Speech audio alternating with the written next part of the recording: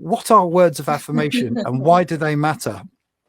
Well, words of affirmation are simply affirming words for others. So it's using words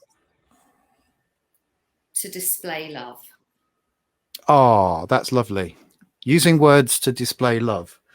So you're through the use of words and language, that is how you show people love, or it might be how you want to receive love if it's your love language. Right. Okay. And we spoke last week about everybody having a primary love language. In fact, we could, yeah, if anyone wants to type in the comments what they think their primary love language is, or even if their primary love language is words of affirmation, that would be fun. Have we got any affirmers in the house? Affirmers in the house. So tell us more about words of affirmation and how to spot them. One of the things that I really like in the Hebrew literature was when they say that the tongue has the power of life or death. And some people really do feel that words mean everything or can be really, really harmful. So show love or essentially show hate. Okay. Not love. Why is this important? And we touched on this, didn't we? Why the love languages are important. So we can understand our partner's desires and we can understand our partner's wants and we know how to display them to each other. Right. Because if you have a different love language, then you might be trying to express love, but they're not receiving love, which basically means they think that you don't love them. And that's not true, is it? Absolutely. So your love being sent out is just going in different directions. No one's receiving it or understanding what you're saying to them. So it's like speaking. It's literally a different language. Right. And that's something I didn't understand until very late in life. And it's really important, isn't it? So talk about the different types of words of affirmation then, because they fit into different categories, don't they? They do. We do. And I think we'll call them dialects. Now, Chapman, who wrote the 5 love languages, put them into categories, and the 4 dialects would be compliments, encouragement, kind words, and humble words. Okay. Compliments, there's a lot we can talk about in that one, isn't there? Compliments is my favourite. Me too. And I'll tell you my favourite compliment, right, to a girl. Go on. It's, you don't sweat much for a fat lass. I've always thought that's the most amazing compliment to give a girl because, you know, you're saying that she doesn't sweat much. It's worked very well in the past for me. As you can tell, that's why I'm single. That might be why you're single. And that might be why there's a few comments, people giving some negative feedback. And that's what we might call a backhanded compliment. It is, isn't it? A little bit. Yeah. That's not going to get you much love in any of the languages here. I think it's the word much that kills it, because it's acknowledging that they're not perfect, but still giving them a compliment that they don't sweat that much for a fat lass. So I don't know. Perhaps I need to work on that a little bit more. That's why I need a coach, Alice. I think if anyone wants to comment on that, please do. Well, Jason on Facebook is just passing by. Jason, what's your favorite compliment to give your true love? Maybe Jason can come up with something better than that. I certainly hope so. Well, we could wait for Jason all day, but please do say something. So let's put these down. Let's go a compliment. And don't get me wrong, most people, if not everyone, like to hear a compliment every now and again. It can really make your day, whether you're very good at receiving them, thank you very much for that compliment, or it makes you feel a bit embarrassed and shy, but you still feel good about yourself, especially when it's from a stranger and it's out of the blue. But a lot of the literature, if you look about dating, relationships, love languages, really focus on the fact that compliments are about appearance. Tell someone how good they are today. Keep telling your partner all these things. Do 2 things every day to tell them, to give them a compliment. And most people make a mistake and think that this is just about appearance. Right. Not just about appearance. So it's nice to hear something about your appearance. Don't get me wrong. I mean, if I was to say to you, Pete, you look great tonight on live, how would you feel? Yeah, as long as you didn't overdo it, and I think you're after something then. Otherwise, wouldn't I? Exactly. There is something about overkill. Yeah. First of all, for me personally, and words of affirmation is one of my primary love languages. If someone was to tell me all the time, every day, and because they were trying to show me love in my love language, I'd find it quite annoying, possibly quite smothering. Yeah, smothering's something we should talk about perhaps on a that has a lot of different connotations, and maybe one for when we have a session which is more about cereal. We're not allowed to say naughty words on here, so we use cereal. No, you don't mean that kind of smothering. Cereal way. Right. Okay. Not so not those sorts of videos which we've all seen. No. Okay. Cool. So what I'm getting at. Oh. No, carry on. I know there's a bit of a lag, but what's a good type of compliment to give then if it's not a physical compliment? So a compliment that is personal to why you love that person, something about them. Right. It's as if people forget that beauty lies within, as does love. And if all the compliments are based on appearance, that's not love. That's lust, isn't it? Yeah, and absolutely, and that is still great to hear. But at the same time, if just because your partner's love language is words of affirmation, doesn't mean that they don't want to hear things that from the heart. They might have issues with body image, and you talking all the time about image might trigger something off for them. Right. Yeah. And put them under pressure as well, which you don't want. Absolutely. So finding things, and this is really a tip more than anything, finding the things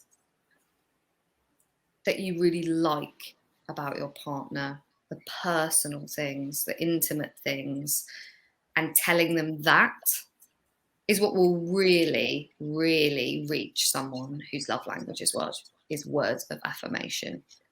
Right. So try and connect on an emotional level as opposed to just compliment the nail varnish or 6-pack or whatever. Yes, I deep love stuff. I love how your mind goes to nail varnish and 6-pack. Something for cereal, maybe. Yeah, not on the same guy though. This stuff is deep, Alice. It's deep. So deep, so deep. Traumatized upbringing, obviously. Absolutely. Okay. So it's really, as we said before, on the compliment side, quality over quantity. And as we all know, if a compliment's forced, doesn't feel genuine, it's just unauthentic and not real. And then we're reversing the idea of giving love. So it's got to be real, and it's got to be real. Yeah, and not too frequent. You don't want to overdo it, do you? Okay. Anything else on compliments? Because there's a few more different dialects to go through, isn't there? There is. I mean, that's really the biggest one that gets can be misconstrued a bit. So shall we move on to the second one? Yeah, there's just one thing actually that I forgot about that. So question, is it okay to give a stranger, I don't know, like a shop assistant or barman, barmaid, is it okay to give them a compliment, or does that just look creepy? I don't think it's creepy. personally, but it's also about what are you complimenting again. Yeah, that's true. Yeah, so appearance, we have to be a little bit careful. Again, we're not going to know a stranger inside and what we really like about them, are we? So it is going to be based on something they're doing in front of us or their appearance. So I guess I'd ask, what exactly are you complimenting? You could say to her, you pulled that well, didn't you? Or whatever, you know, not necessarily about what she looks like. Maybe she's poured the beer well. I don't know. Very rarely in business do you get compliments. I know that much. You get plenty of complaints when things go wrong, but hardly ever does anyone ring up and say you did that piece of work really well. From a customer's point of view, that's maybe something we should talk about in another session about the 5 love languages in the workplace, because they're just as relevant. Yeah. Okay. Absolutely. In the interests of time, then let's move on to the next one, which is encouragement. Okay. Encouragement. We all like a bit of encouragement. Yeah. What do you think? When you get to my age, you need it. And a bit of chemical assist as well, perhaps. Well, that's encouragement coming a little hill. So to inspire, really, to be your partner's champion. And this one requires a level of empathy, a level of being able to get into your partner's perspective as well. Right. So this would be... So that's different to a compliment. So you'd encourage them by saying, I thought you did that really well. Or actually, there's something we were saying before, wasn't it? So my mother would cook a meal. My dad would say, that's really tasty. But he wouldn't say it tasted nice. He'd just say it was tasty. Is that a backhanded encouragement? Definitely. There's a theme. Yeah. The theme coming here. Yeah. Encouragement might be, if someone's often lacking in a bit of confidence, the encouragement, the support of the love language here would come in the form of encouragement for them. Right. Okay. I think that's really important. And I do that. I know it's workplace again, but with clients that come to me for YouTube consulting, often that's all they need is a bit of encouragement. So yeah, you can do it. And they usually can. Everybody in the world thinks they can, apart from men. And I definitely use it in more in workplace and more of a coaching capacity, encouraging, championing, just giving someone a bit of a boost. That's that one. Should we move on to kind words? Yeah, I think the world needs more kind words, doesn't it? And this really is the fundamentals of words of affirmation. They're words, they're what someone with that love language wants to hear. And this is the I love you. This is the simple I love you. Unqualified, without joking, without backhanded, taking it away.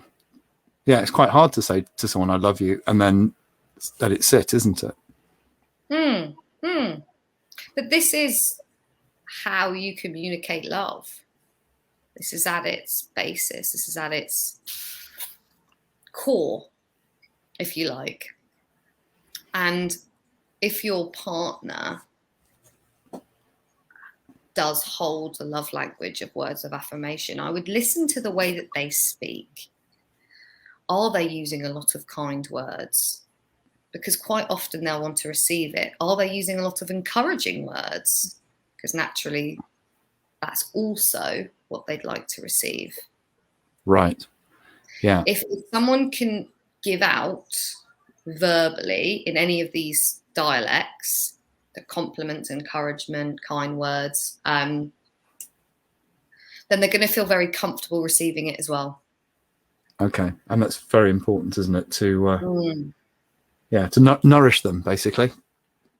Yeah. Good. Kind words. Well, those were very kind words as well. So well, how lovely. How lovely.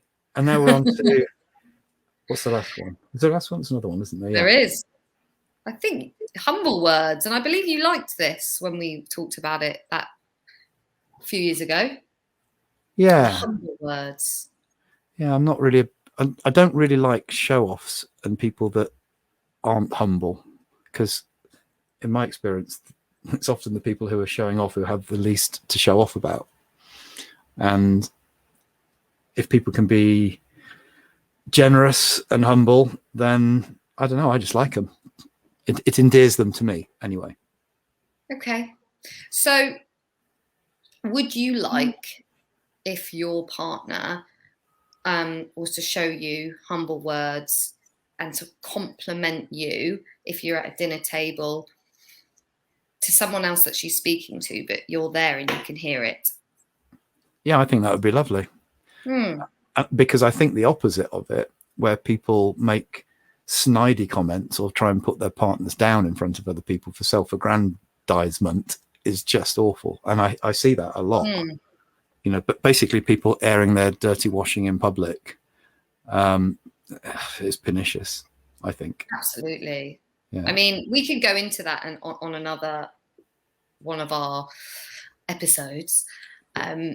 That's complete reverse humiliation to gain some form of position and power, because inside this person really doesn't love themselves. Yeah. And it's so obvious when you see it happen. It's quite sad and it's quite horrible, but it does happen, definitely. And throughout all of these, you mentioned something earlier on, and that's about listening and really listening. Really listening. I think a lot of people forget that someone whose love language is words of affirmation, this is a very wordy one we're doing, there's a pun in there somewhere, that actually these individuals are good listeners and want their partner to listen to them too.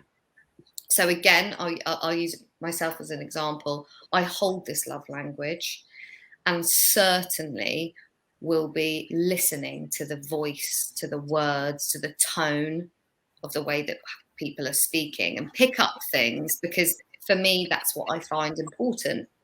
The way that someone says something. So I would really like my partner to be listening to what I say and being able to remember or bring up things that I've said in conversations or chats that we've had. So I would ask your partner, you know, how well do you listen to them, because they will be listening to you. Yeah, and I think, without wishing to be sexist, gentlemen, listen to what the missus says. I know sometimes it's difficult and there's a lot to listen to, but it pays dividends. Oh God, I'm going to get shot now. But yeah, it's true, isn't it? You got to listen and take it in, as opposed to just pretend to be listening, just to shut her up. Given, you know, you although probably said in a very Pete way, not all conversations you can have with your partner is you need to be there, and it needs to be meaningful and, you know, full of every ounce of your attention, because life gets in the way. But of the more meaningful conversations, perhaps. Yes. Take notes. Because things will be taken down in evidence and used against you a decade later, perhaps.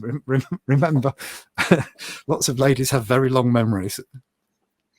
I'm wondering what the love languages of the women you've been with, and have there been things missed? I don't know. I wasn't listening. And therein lies the problem. Lesson learned. Well, there's one top tip for you, Pete. What's that? To listen more. Listen. Yes. To listen. Right. In terms I am listening, yes. Yeah, he switched off. In terms of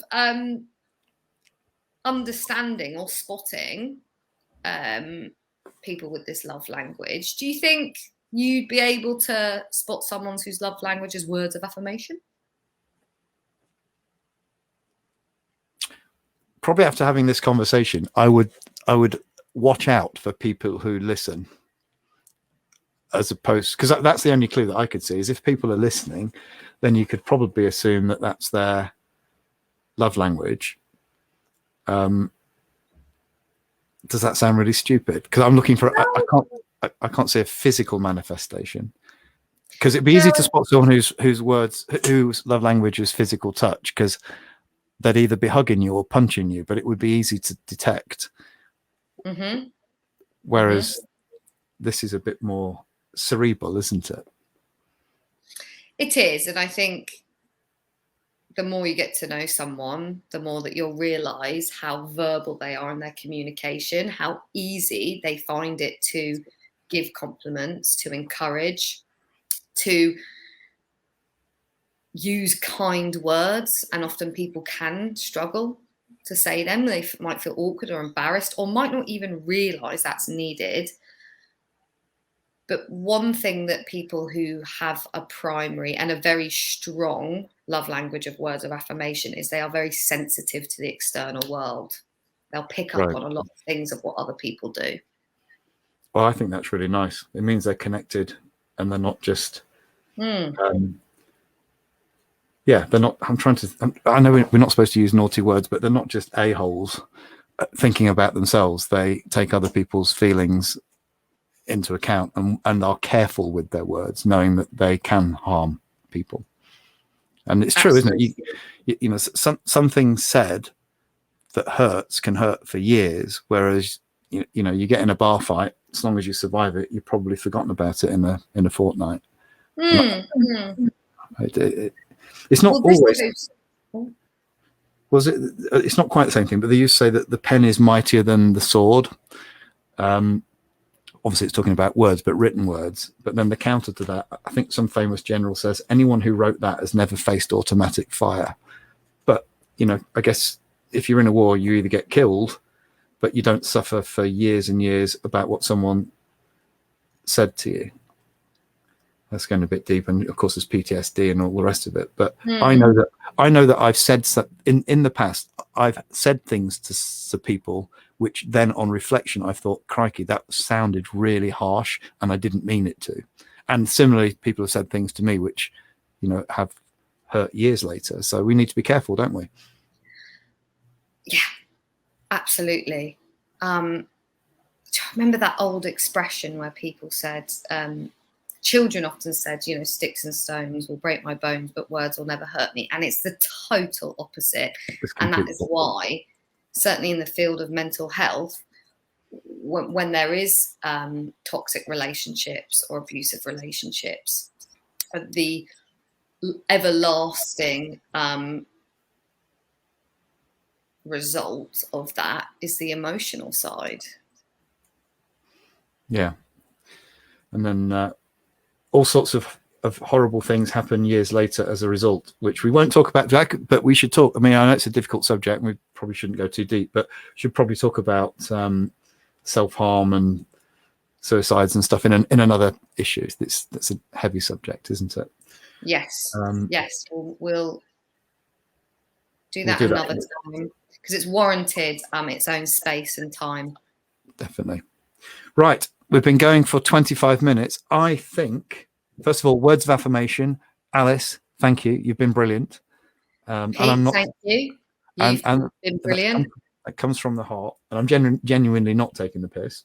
Only with the beep. Not taking the beep. Not taking the bleep. Taking the bleep. Next week, what are we talking about? What's the next one on the list? We are going for acts of service. Acts of service, of course it is. You reminded me. I was listening, but I forgot. So acts of service next week. With that, to everybody who's tuned in, everybody watching this on Facebook, YouTube, whatever else, social media, malarkey later on. Thank you for being with us. Lots of love. And thank you. Yeah, we'll do it again. It's been fun. All right. Ciao for now. Bye for now.